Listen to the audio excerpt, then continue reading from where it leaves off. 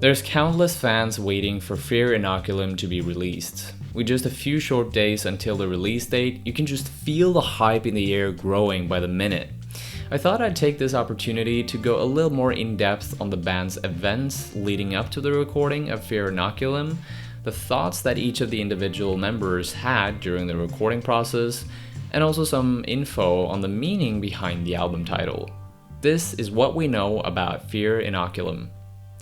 A lot of fans have expressed their anger and frustration with how long it has taken for the band to come out with a new album. It went so far that vocalist and frontman of the band, Maynard James Keenan, received death threats from certain individuals. When your fans go to such extreme measures to get new song material, there's no doubt you've made your mark in the music industry. The ironic part is that it's not really Maynard's fault for the album's long creative process. It's rather drummer Danny Carey and guitarist Adam Jones that like to take their sweet time when creating and recording. In an interview, Danny Carey referred back to his fans like this, quote, "They just have no idea what our work ethic is. These things don't happen, man. There's no other record that's going to sound like this Tool record. What you hear is what you get, and what you get is what it takes to get it done. And it's not an easy process." Now, the band's creative process is put together in a very democratic fashion. They all have to be happy with the song in order to move forward.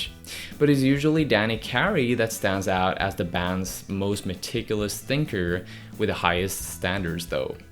He's a self-confessed perfectionist, and together with his fellow band members, he's worked out the mantra, "It's not good when it's done when it's good."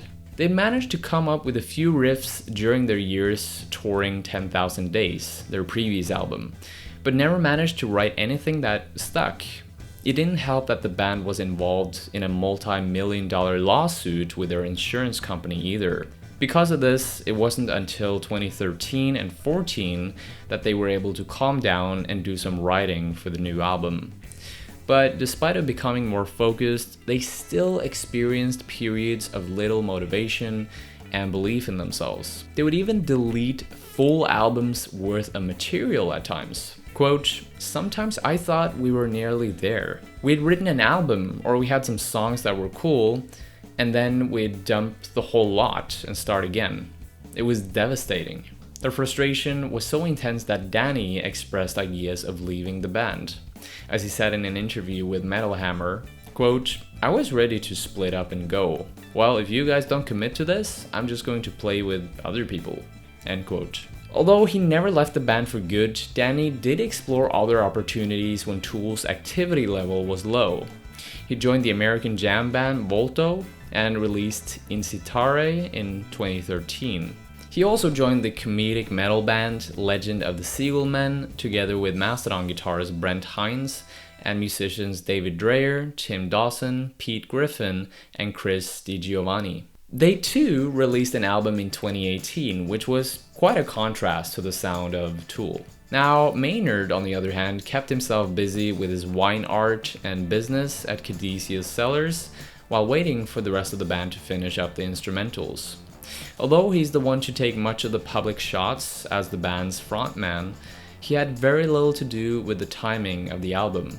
According to his recent appearances on the Joe Rogan podcast back in 2017, and also very recently this month, he explained that he often wrote the lyrics and recorded the vocals in a very stream of consciousness-like manner, and that it was probably the fastest part of the whole creative process. In addition to keeping up with his wine business, he also released Money Shot in 2015 with Pucifer and Eat the Elephant in 2018 with A Perfect Circle. Now, guitarist Adam Jones also managed to keep himself busy.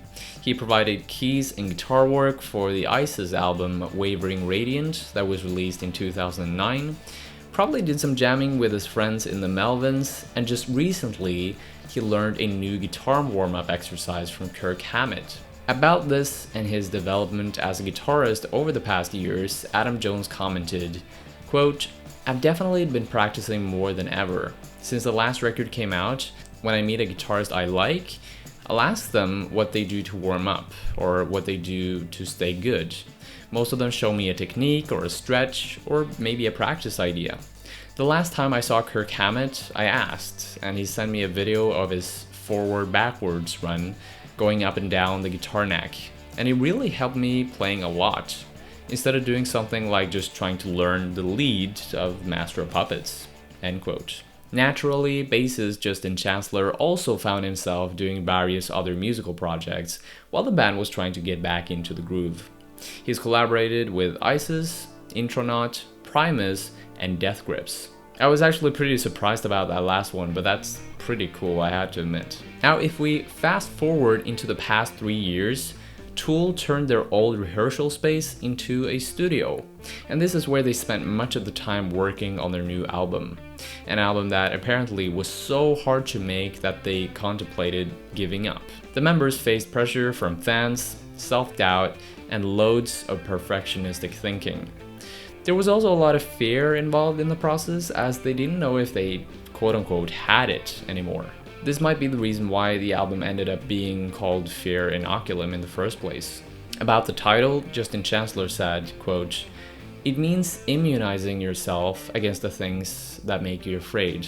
As you grow older, you want to learn, you want to change, you want to evolve, and you don't want to live in fear.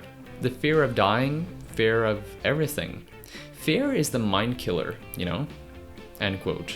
When asked about what type of fear that had been present in his life recently, he answered, quote, "I can't speak for everybody, but I guess it would be, do you have anything left to give? What's your purpose? When you're getting older, you think about what you have to offer and what's the point of your life. We're all musicians, and we're not really good musicians, but we have this gracious gift that has been bestowed on us, and we don't want to disappoint. So I guess our biggest fear would be just giving up." End quote. Danny Carey gave his perspective on the title too. Quote, "We were kind of feeling like we were growing into our next level as a band, making progress in the way we composed, and just not giving a shit anymore about what anybody thinks. Kind of conquering our fears about critics and whatnot. The Fear Inoculum thing was get rid of the fear and don't worry about it. Especially after we'd taken so long, because we knew we were going to take heat." End quote. Conquering fear seems to be a central theme for all the members during this period. Adam Jones admits that he was nervous when they performed material from the new album for the first time in Jacksonville's Welcome to Rockville festival. In an interview with Metal Hammer, he said, quote, "It was literally like standing in front of thousands of people without any clothes on and playing a new song that no one's ever heard before and trying to pull it off and seeing if it fits with all the tried and trusted greats. That was a leap of faith, you know what I mean? And it's not that amazing. I will be self-deprecating again. But you know what is amazing? Is that there were tons of people having a great time and enjoying it." End quote. It's incredible to think that Tool finally are going to release an album. It's quite surreal actually when I think about it. But I'm so happy that these guys managed to pull through all the pressure from their fans and all the fear in general like we talked about. Let me know down in the comments how excited you are for the new album. And yeah, that's about it for today. Thank you so much for watching, and I'll see you later. Thank you so much for watching. I just wanted to let you know at the end here that if you need help with guitar practice, but you're struggling with procrastination, then this free ebook will automatically help you fix that and turn you into the disciplined guitarist you've always wanted to be. It's called the Guitar Master's Secrets. Make sure you download it. It's completely free, and I'll see you on the other side.